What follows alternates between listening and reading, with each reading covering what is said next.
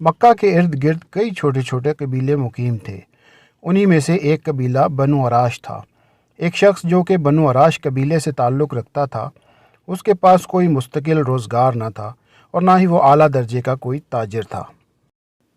تاہم اس دور میں کیونکہ تجارت کا پیشہ خاصا اہم ہوا کرتا تھا، لہذا اس نے بھی ویسا ہی کیا۔ وہ اپنے پاس موجود رقم کے مطابق اپنے قبیلے سے مویشی خریدتا اور مکہ چونکہ بڑے بڑے سردار وہاں موجود تھے تو انہیں لا کر بیچ دیا کرتا تھا۔ یہ کام اس کا معمول بن چکا تھا اور وہ اکثر جانور مکہ کے بازار میں لا کر بیچتا، مگر کسی بدبخت نے اسے یہ بھی کہہ رکھا تھا کہ نعوذ باللہ یہاں پر ایک جادوگر ہے، بس تم اس کے بہکاووں سے بچ کر رہنا۔ اس نے نبوت کا دعویٰ کیا ہے۔ اب اس تاجر کے لیے یہ جگہ نئی تھی، اس لیے اس نے اس بتانے والے شخص کا یقین کر لیا اور مزید کوئی سوال نہ کیا۔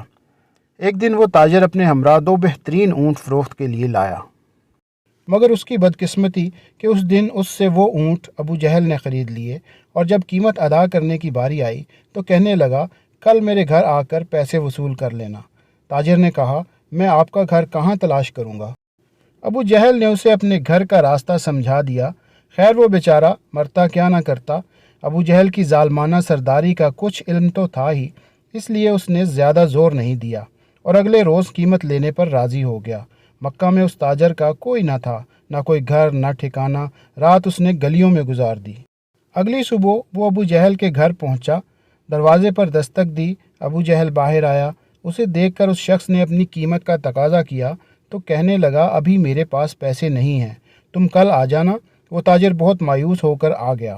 اگلے روز بھی ایسا ہی ہوا۔ خیر 3 دنوں تک ابو جہل کے دروازے پر جاتا رہا، لیکن ابو جہل نے اس کی قیمت ادا نہیں کی۔ اسی طرح 3 دن گزر گئے۔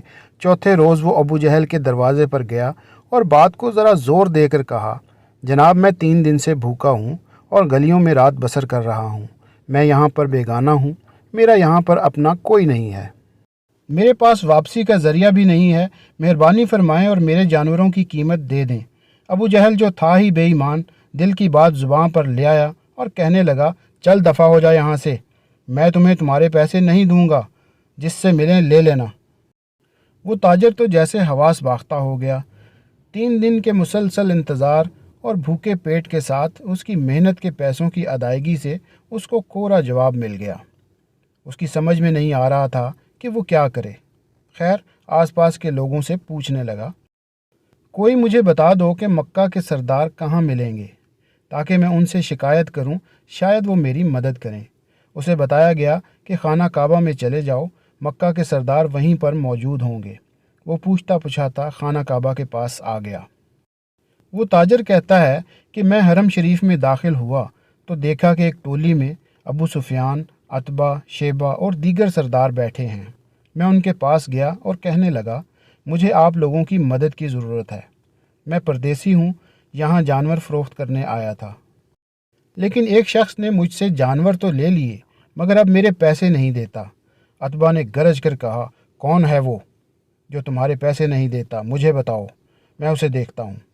تاجر کہتا ہے میں نے کہا اس کا نام ابو جہل ہے۔ وہ سب خاموش ہو گئے۔ ان کی گردنیں جھک گئیں اور کہنے لگے کہ تم بہت برے آدمی کے ہاں پہنچ گئے ہو، ہم کچھ بھی نہیں کر سکتے کیونکہ وہ ہم سے بھی زیادہ طاقتور سردار ہے۔ یہ سن کر میرے پیروں تلے سے زمین نکل گئی۔ میں کانپنے لگا کہ اب میں کیا کروں، میرے پاس تو اب کچھ بھی نہیں۔ اب وہ تاجر کہتا ہے کہ عتبہ نے مذاق کیا اور کہا کہ وہ جو کعبہ کے ساتھ ٹیک لگائے بیٹھا ہے اس کے پاس جاؤ، وہ تمہارا مسئلہ حل کروا سکتا ہے۔ لیکن یہ کہتے ہی وہ سب سرداران ہنسنے لگے۔ تاجر کہتا ہے کہ میں حیران ہوا کہ مجھے ان کے پاس جانے کو بھی کہتے ہیں اور میرا مذاق بھی کرتے ہیں، میں کروں تو کیا کروں، لیکن ڈوبتے کو تنکے کا سہارا۔ اب وہ تاجر نبی کریم صلی اللہ علیہ وآلہ وسلم کی جانب چل پڑا۔ وہ آپ صلی اللہ علیہ وآلہ وسلم کو نہیں پہچانتا تھا، لہذا اس نے آپ کو وظائف پڑھتے دیکھا تو ایک طرف بیٹھ گیا، یہ سوچ کر کہ جب آپ فارغ ہوں گے تو وہ عرض کرے گا۔ مگر سبحان اللہ، شان مصطفیٰ صلی اللہ علیہ وآلہ وسلم کہ جیسے ہی وہ آدمی پیچھے آ کر بیٹھا، آپ صلی اللہ علیہ وآلہ وسلم نے اپنا رخ اس کی طرف پلٹ لیا اور صرف 2 باتیں کہیں۔ فرمایا پردیسی لگتے ہو اور پریشان معلوم ہوتے ہو۔ وہ تاجر کہتا ہے کہ مجھے ایسا لگا کہ جیسے میری بچھڑی ماں مل گئی ہو۔ ان کی شفقت اور پیار کو دیکھ کر میری آنکھوں سے آنسو کی لڑیاں بہہ نکلیں۔ جیسے ہی میری آنکھوں سے آنسو نکلے، نبی پاک صلی اللہ علیہ وآلہ وسلم نے نہ میرا نام پوچھا اور نہ کام، بلکہ میرے کندھے پر تھپکی دی اور فرمایا، فکر نہ کر، تو جیسے کہے گا تیرا کام ہو جائے گا۔ حضور پاک صلی اللہ علیہ وآلہ وسلم نے میرا بازو تھاما اور مجھے گھر لے آئے، ایک ٹوٹی چٹائی پر مجھے بٹھا دیا اور میرے لیے اپنے مبارک ہاتھوں سے ایک پیالے میں کھجور اور دودھ پیش کیا۔ میں 3 دن کا بھوکا تھا۔ میں نے پیٹ بھر کر کھانا کھایا۔ جب کھا چکا تو مجھ سے فرمانے لگے، اب مجھے بتاؤ تمہارا مسئلہ کیا ہے۔ میں نے سارا ماجرا بیان کر ڈالا تو فرمانے لگے، فکر مت کرو، وہ خود تمہارے پیسے دے گا۔ مجھے اپنے ہمراہ لے آئے اور ابو جہل کے دروازے پر پہنچے۔ دستک دی، دروازہ کھلا، سامنے ابو جہل تھا۔ اسی لمحے میں نے اپنے پیارے محبوب صلی اللہ علیہ وآلہ وسلم کی جھکی ہوئی نظروں کو اٹھتے ہوئے دیکھا۔ ابو جہل سامنے کھڑا تھا اور نبی کریم صلی اللہ علیہ وآلہ وسلم نے بس ایک جملہ ادا کیا، مگر اس جملے میں کیا طاقت تھی کہ ابو جہل لرز گیا۔ حضور پاک صلی اللہ علیہ وآلہ وسلم نے فرمایا، ابو جہل، تیرا کیا خیال ہے کہ پیسے دبانے والے اور لوگوں کو ستانے والے بڑے سردار ہوتے ہیں؟ غریبوں کا خون چوس کر سردار بنے گا کیا؟ لاؤ جلدی سے اس کے پیسے لوٹاؤ۔ ابو جہل کی ٹانگیں کانپنے لگیں اور کہنے لگا، جی میں ابھی اس کے پیسے دیتا ہوں۔ اس کے اونٹوں کی قیمت ابو جہل نے ادا کی اور یہ واقعہ اس تاجر کی نبی کریم صلی اللہ علیہ وآلہ وسلم سے ملاقات کا سبب بنا، جس کو کہ نبی کریم صلی اللہ علیہ وآلہ وسلم کے بارے میں غلط بیانی کر کے بدظن کر دیا گیا تھا۔ تاجر کو اس کے پیسے مل گئے۔ جب وہ جانے لگا تو اس نے پوچھا، اے مہربان انسان، آپ کون ہیں اور آپ کا نام کیا ہے؟ نبی کریم صلی اللہ علیہ وآلہ وسلم نے فرمایا، چھوڑیے جناب، آپ کا کام ہو گیا، آپ جائیے۔ وہ تاجر کہتا ہے، میں جیسے ہی پلٹا مجھے راستے میں مکے کا وہی آدمی ملا جس نے مجھے بتایا تھا کہ مکہ میں ایک جادوگر رہتا ہے۔ اس نے میرا ہاتھ پکڑا اور کہا، ارے بھائی، تم اس جادوگر کے پاس کیسے پھنس گئے ہو؟ یہ تو وہی جادوگر ہے جو اپنے آپ کو نبی مانتا ہے۔ تاجر کہتا ہے کہ میں نے اس آدمی کا ہاتھ جھٹک کر کہا، ارے بدبخت، میں نے دنیا دیکھی ہے مگر میں نے آج تک ان جیسا نہیں دیکھا۔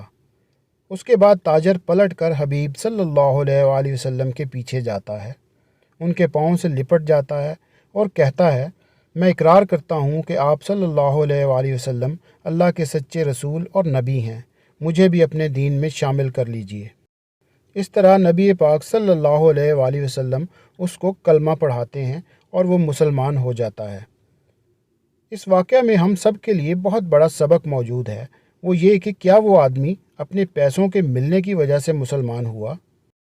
نہیں، بلکہ اس کے پیسے مل چکے تھے، وہ جانے والا تھا، لیکن جس چیز نے اس کے دل پر اثر کیا وہ تھے نبی پاک صلی اللہ علیہ وآلہ وسلم کے اعلیٰ اخلاق، آپ کا اعلیٰ کردار اور آپ کی بے پناہ شفقت۔